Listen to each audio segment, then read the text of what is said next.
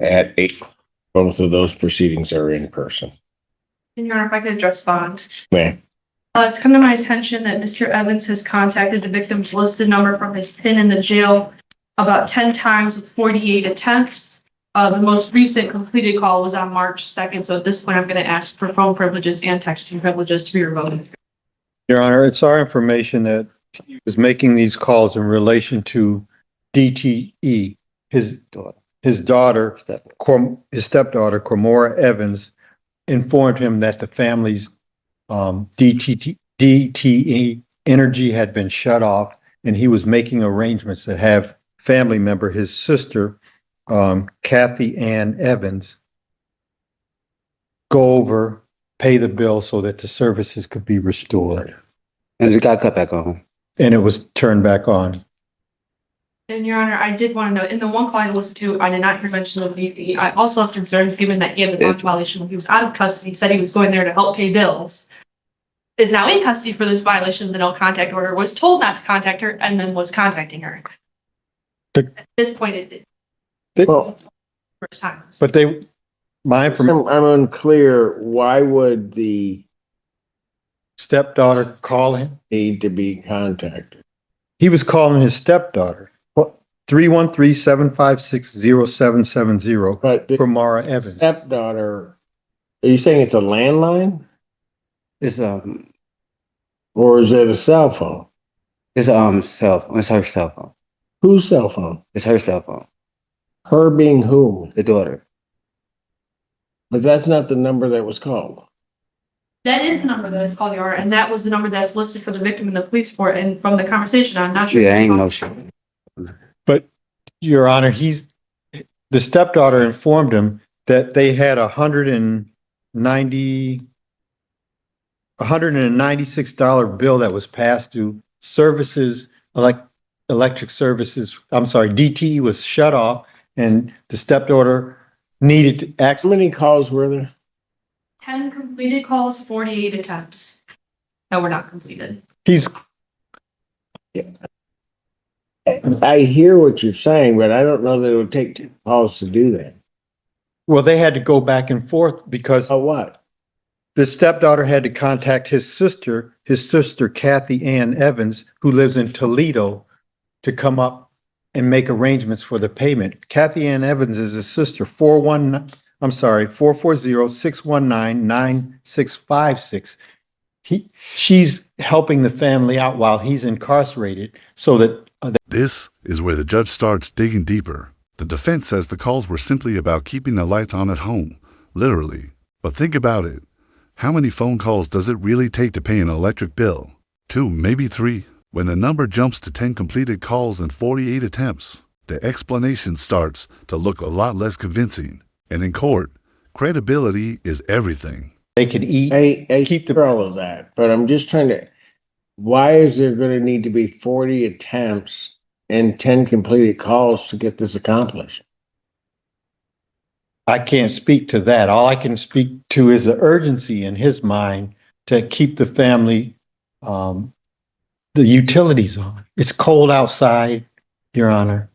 They need gas for the stove. It did get cut back on, too, Your Honor. I was just trying to do the right thing, make sure everything was right. Even being in here. He's trying to save his job. Across the street, he's told he could still work at KFC. He saved money.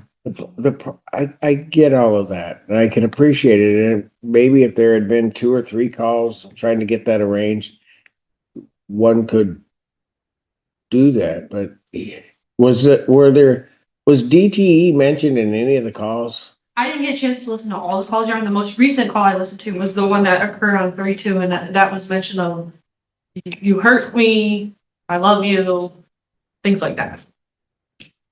Well, today is the 9th.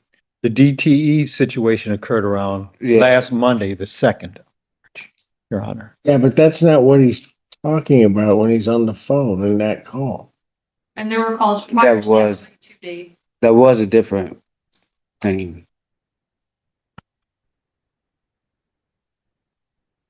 And Your Honor, we've had situations where people have been charged and they don't pay the bills. They don't pay the phone bill. They don't pay the rent, and the complaining witness gets evicted. So we have the reverse here where he's trying to do the right thing. He has $500. That were the entirety of the subject matter of the calls. Okay, but that doesn't sound like that's the entirety of the subject matter of the calls. Also, the number of the calls doesn't make any sense. And I think Ms. Zenda was saying that there are calls before that shut-off date. Your Honor, I have calls on January 3rd. I have calls on January 6th, January 30th, February 1st, February 5th, February 16th, February 22nd, February 23rd, March 2nd. And all payments, Those can't all be about the DTE bill. not just DT, rents, everything. I'm sorry. His rent is $1,586 a month, Your Honor. And he's depleted his savings down to $500 Yes. to try to keep the family That's afloat. what I'm gonna do. If you want to bring it back by motion after you listen to all of the calls and are able to tell me that all of these calls, the subject matter of all of these calls involve bills or like, I will be more than happy to listen to that. But just from the brief statement by the prosecutor in terms of what was said, And just like that, the judge makes the call, phone and texting privileges revoked. From a legal standpoint, this decision is about protecting the integrity of the no contact order. Judges take those orders extremely seriously, especially when there's even a hint that someone might be trying to communicate with a victim indirectly.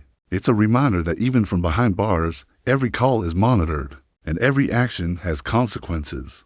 I'm not going to be tolerant of that at all. So certainly I will hear it when you listen to them all, and you can give me a fuller explanation as to the entire contents of that. But at this time, I am going to order that the defendant's phone and texting privileges are revoked.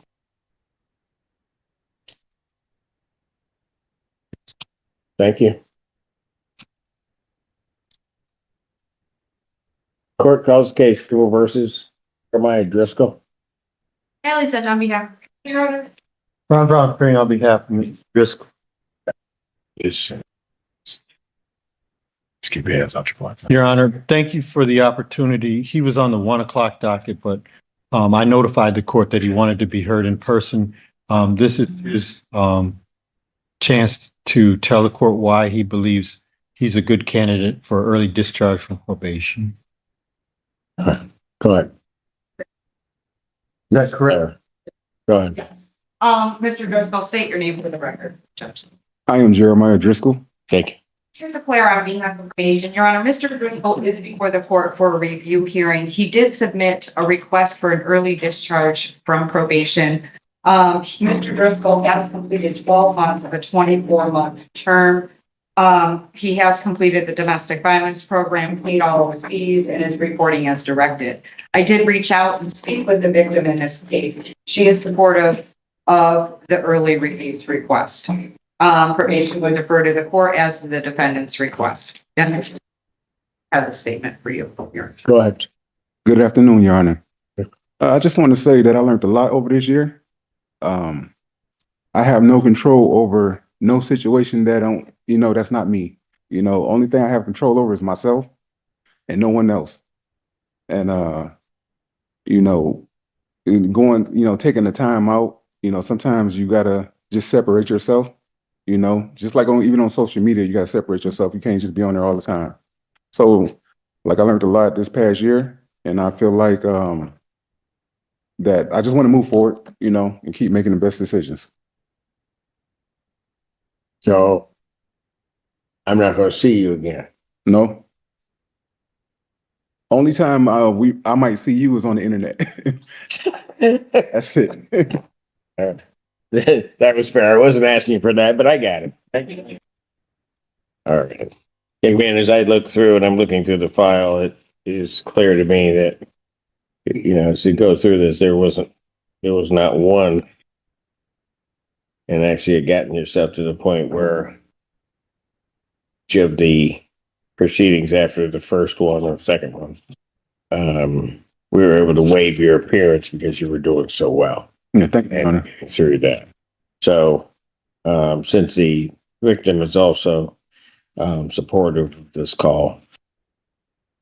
I'm going to grant your request. I'm going to discharge you from probation with it. Close this case out. I thank you, Your Honor.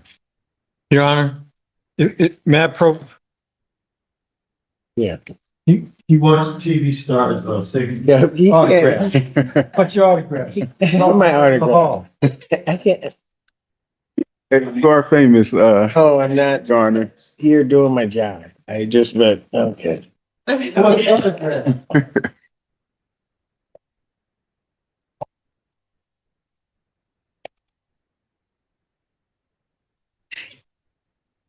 Told you I'd get it. Absolutely. I appreciate it. Thank you. All right. Thank you. Take care. Thank you, you too. Okay. Right. Court calls the case People versus Cat Robinson. At least that's on behalf of the Your Honor. Ron Brown appearing on behalf of Mr. Robinson. Mr. Robinson, please state your name. And Robinson. Okay, this is that form I told you you got to sign. Would you sign it for me?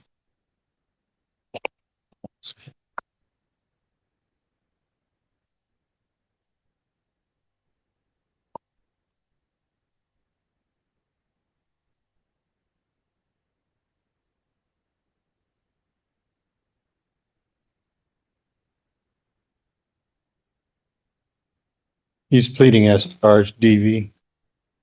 Plea form indicates that he's pleading to domestic violence at 93 days. Yes, Your Honor. Good. All right. May I have this one? Raise your right hand.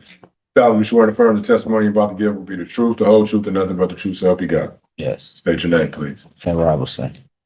Sir, it is this court's understanding you're going to plead guilty to the charge of domestic violence. That's a misdemeanor, punishable by up to 93 days in jail, $500 fine plus court costs. You understand that? Yes. In understanding that, do you still wish to plead guilty to that charge? How do you plead? Guilty. Now, you understand by pleading guilty, you'll not have a trial of any kind. Yes. Signed an advice of rights form, correct? Any question about those rights? Please look at paragraph 5. Those are your rights which are part of a trial. You understand by pleading guilty, you'll be giving up those rights as well as all the rights on that form. Yes. You understand you're giving up your right to appeal of right? Yes. Are you on probation or parole? Probation. Okay, we were on probation at the time of this offense? Yes. Yes? Yes. You understand that if your entrance of a plea of guilty in this case could be a violation of that probation? You understand that? You understand that that court then could sentence you to the maximum allowable under those other charges. You understand that? Yes. And understanding that, do you still wish to plead guilty to this charge? Yes. Has anybody promised you anything other than what's been stated here today on the record to get, which is really nothing, to get you to plead? No. Anybody threaten you or coerce you? No. Doing this voluntarily? Yes. And of your own free will? Yes. And also because you believe that you are indeed guilty of this offense? On the date of January 14, 2026, location of 3000 Carpenter Road in Pittsfield Township, Washington County, State of Michigan. What'd you do on that date involving a Sharonda Stewart boss that makes you think that you're guilty? I hit her. Pardon? I hit her. You hit her? Pardon? Yes. All right. Who is she to you? My girlfriend. Girlfriend?